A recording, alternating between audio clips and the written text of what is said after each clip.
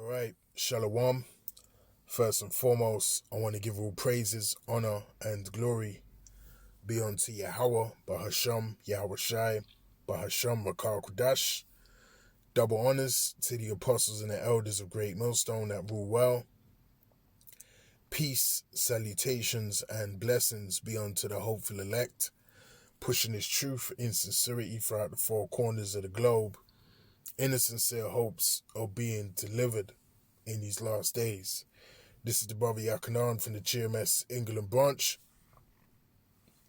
This is going to be a brief video, and inspiration is drawn from this Gladiator 2 trailer reaction by this woman you see here on the screen, and she goes by the name of Jacqueline Neal.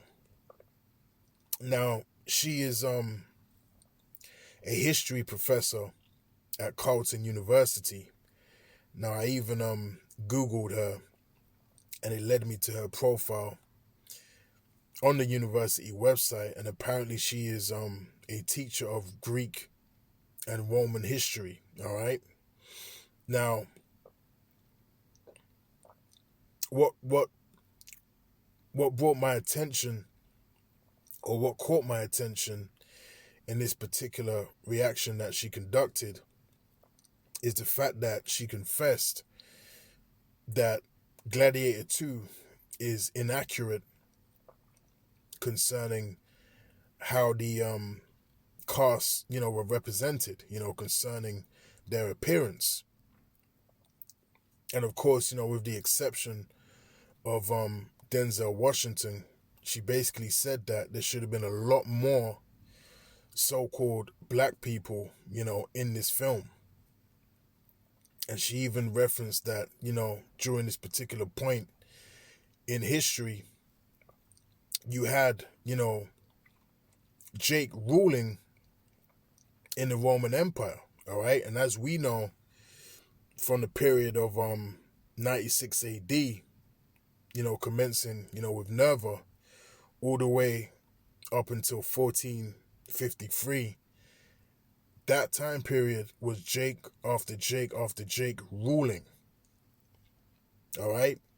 So beginning with Elder Apostle Tahar, on down to the other apostles and elders of Great Millstone, we've been teaching this information. All right? We've been bringing this information out concerning Jake ruling, during the Dark Ages, also known, as the medieval or Middle Ages. Okay, we've been bringing that information out, okay? And now you're having it where this information, is coming out on a commercial level. You're having, historians, confirm what we've been teaching, all right? And you're having, Hollywood put fragments of the truth, in their movies, which they've been doing, for the longest time. But what's important is that we've been teaching this through faith, through the spirit and power of Yahweh Shem Yahweh Shai, all right? And that's what it's all about, because we don't need validation from any of these historians or, movie producers, so on and so forth, all right? We are the ones that are, the holders, of the truth through the spirit and power of Yahweh Shem Yahweh Shai. As it tells us in Amos chapter 3 and verse 7, the Lord will do nothing, but he revealeth his secrets unto his servants, the prophets. So we have the truth, and we've been having the truth through the spirit. All right? So again, we don't need the validation, from these individuals. However, for truth's sake, all right, and for edification's sake, we do these videos just to bring out the fact that, as it tells us in Psalms, the 64th chapter, their tongue shall fall upon themselves. All right? Now, without further delay, I'm going to play this video, and then, Lord willing, we'll get into a few other scriptures and then close out. film.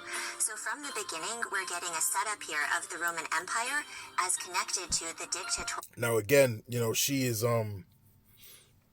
making this video going into how accurate is, Gladiator 1 and Gladiator 2. But in this particular clip, I'm showing you her breaking down, the accuracies, or rather the discrepancies concerning, Gladiator 2. Royal empires of the 20th century. There are victories yet still to come. The two young princes, Gaeta and Caracalla, are portrayed as white, while Denzel Washington, who is black, portrays Macrinus. Both royal empires of the 20th century. Now, she just mentioned Gaeta and Caracalla. They were both Jake. All right, and she's gonna validate, that point. She's gonna mention how, they should have been people of color, but they were both represented as so-called, white people in the actual film. All right. There are victories yet still to come. The two young princes, Gaeta and Caracalla, are portrayed as white, while Denzel Washington, who is black, portrays Macrinus.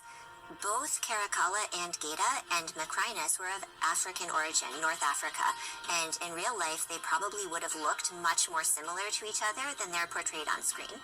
This feeds into a general racial problem that we see in most Roman world movies, where the people who are not in charge are people of color. But actually, in the Roman Empire, particularly... So that's that Edomite white supremacy, right? The people that are not in power, all right, are usually people of color, and the people that are in power, all right, they depict as what? So-called white people. That's that white supremacism, okay? And Esau, he's been pushing that witchcraft for the longest time. Demonizing, our image, demonizing pigmentation, demonizing the tribes in general, all right? You Negroes, Hispanics, and Native American Indians, to try and keep us at the bottom, to the point where, if you tell someone, did you know that, so-called black people ruled, in the Dark Ages, during the time of the Middle Ages, they have a very hard time in fathoming that concept or that information because of all the lies and the misinformation and the witchcraft that Esau has spread throughout the earth.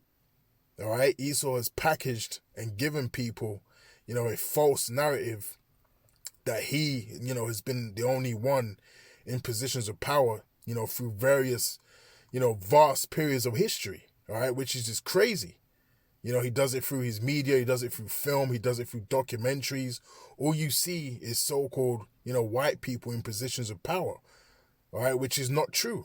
And again, many of these historians and, people in these positions, they know that it's not true. And that truth is coming out, all right? And the Lord is having that truth come out in these last days. Like I said, because Jeremiah 49:10, Esau is being made bare, and he shall not be able to hide himself. It's all being exposed in these last days, man. All right? Now let's get a few scriptures, and there's a few other clips that I want to get in this in this clip. So first, let's go to Job chapter 9 and verse 24. And it reads, "The earth is given into the hand of the wicked. He covereth the faces of the judges thereof. If not, where and who is he?" All right, so the earth is given into the hand of the wicked. Now, who's the wicked? The so-called white man, all right, the Edomites, okay? Malachi 1, the borders of wickedness, okay? So the earth is given into the hand of the wicked. And it says, and he covereth the faces of the judges thereof. Now from there, let's go to 1 Maccabees chapter 3 and verse 48. Now remember it said, and he covereth the faces of the judges thereof. Now it says, 1 Maccabees chapter 3 and verse 48, and laid open the book of the law, wherein the heathen had sought to paint the likeness of their images. Okay? So that's exactly what this devil has done throughout the four corners of the globe. All right. He has painted the likeness of his images, okay, to deceive people. Okay. And he has, gotten rid of the images of the true rulers, during those particular time periods. Okay. And there's proof of that. All right. Now you had the Renaissance period, okay, from around, the late 1400s going into the 1500s, where Esau, was coming back into power. Okay, that's the Renaissance. That's the rebirth of, Esau, Edom, coming back into power. Okay, and during that time period, up until this very day, what has he done? Try his best to get rid of, as much, physical evidence, images, paintings, and images on churches and so on and so forth. Get rid of all of those images and all of the proof that you had so-called black people ruling in the Dark Ages. Okay? Which he couldn't do it. He couldn't get rid of all of the images and all of the evidence that's there, because you can still go to certain places in Europe and you can still see the evidence of so-called black people ruling. Okay, you got the icons, the Russian icons, so on and so forth. There's a lot of information and evidence out there that points to the fact that so-called black people were ruling, all right, upon the earth. There's a lot of information out there, so he couldn't get rid of all of it. But he did get rid of a lot of it. Okay, but again, you can't do nothing against the truth, but for the truth. So his efforts to try and, vanish, our presence upon the earth, were feeble. All right. It didn't work in the end. Okay. And that's all praises, honor, and glory unto Yahweh, Bahasham Yahushai, Bahasham Rakar Kodash. Okay. But even without, them images, we would still have faith that we're the people through the faith that we have in the Holy Scriptures and what's written in prophecy, man. Okay. And let me go back to this, video. I think there was a little bit more in there. Let me just go back a little bit. General racial problem that we see in most Roman world movies, where the people who are not in charge are people of color. But actually, in the Roman Empire, particularly at this period, we see that people of color were pretty common throughout the Roman Empire, and they did have roles that were pretty important throughout Rome. In particular, at this period, we have a whole empire, an imperial family that's descended from North Africa on one side and Syria on the other. So certainly the rulers in Rome at this stage are people we would consider brown. All right, so she said it plain and to the point. People that we would consider brown. All right, let me get that bit again, man. An imperial family that's descended from North Africa on one side and Syria on the other. So certainly the rulers in Rome at this stage are people we would consider brown. All right, so that's it. That's the video. And again, Esau is being exposed in these last days, showing you that, he is losing power. All right, which a large portion of his power, was within his ability to lie and deceive. Okay, so the Yahweh Shem Yahushai is weakening and taking away his ability to lie and deceive through exposing all of his lies. First and foremost, through the mouthpieces, which are the prophets of Yahweh Shem Yahushai. And again, to quote Psalms, the 64th chapter, their tongue shall fall upon themselves. Okay? So, call Haloyim La Yahweh, Bahasham Yahushai, Bahasham Rakar Kodash. Lord willing, this lesson was edifying.